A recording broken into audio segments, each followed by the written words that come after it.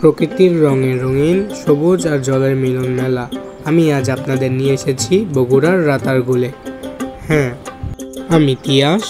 তো শুরু করছি আজকের ভ্রমণ কাহিনী। আজকের এই ভ্রমণে আমি আর আমার ফ্রেন্ড বাকি ছিলাম।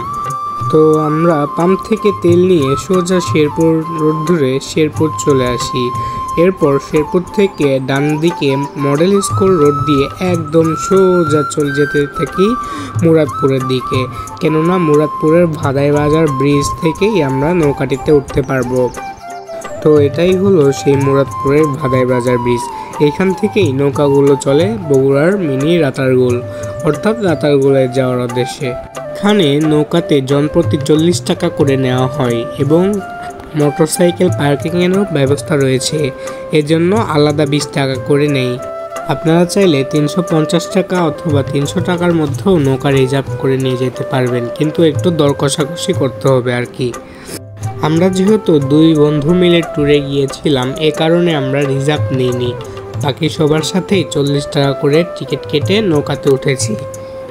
তো নৌকাতে ওঠার সাথে সাথেই মনটা কেমন জানি ভালো হয়ে যায়, মনের মধ্যেও হতে থাকে আলাদা এক অভিজ্ঞতা। এ যেন প্রকৃতির সাথে মানুষের এক নির্বিচ্ছিন্ন সম্পর্ক। চারপাশে শুধু বাতাসের ছোঁয়া, গাছের ফাঁক দিয়ে বাতাস যেন গান গায়, আর চারিপাশের পানির কলকল শব্দ। এই দুটো জিনিস পুরো এলাকাটাকে করে তুলেছে আরও জাদুকর। তো এই অসম্ভব সুন্দর পরিবেশের মধ্যেই আমি আর আমার ফ্রেন্ড একটু পোজ দিয়ে নিচ্ছিলাম, কয়েকটা ছবি তুলছিলাম এবং অনেক মজা করছিলাম। এই মায়াবী জায়গায় আপনারা যদি ঘুরতে আসেন তাহলে আপনাদের মন অবশ্যই ভালো হয়ে যাবে। আহা, কতই সুন্দর প্রকৃতি, তাই না? কি সুন্দর গাছের এবং পানির সংমিশ্রণ, ঠিক যেন সিলেটের রাতারগুল বা বাংলাদেশের একমাত্র বন সুন্দরবনের মতন। আসলে আমরা যখন গিয়েছিলাম তখন পানি একটু কম ছিল, তবে এখন বর্ষাকাল, একদম ভরপুর পানি। আপনারা যদি যান অবশ্যই আরও বেশি মজা করতে পারবেন।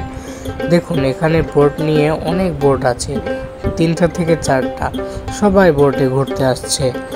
বর্তমানে এই জায়গাটি একটি টুরিস্ট স্পটের মতন হয়ে গিয়েছে।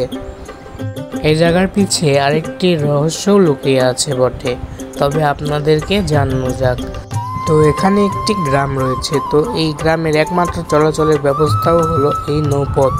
এই নৌপথে বাচ্চারা স্কুল করে, তো চাচারা মাছ বহন করে বা বিভিন্ন ধরনের সব কিছু বহন করা হয় বর্ষাকালে। তো দেখতে দেখতেই আমাদের ভ্রমণ কাহিনী আজ শেষের পথে। তো শেষের সময় একটি ইন্টারেস্টিং কাহিনী এখানে ঘটে থাকে।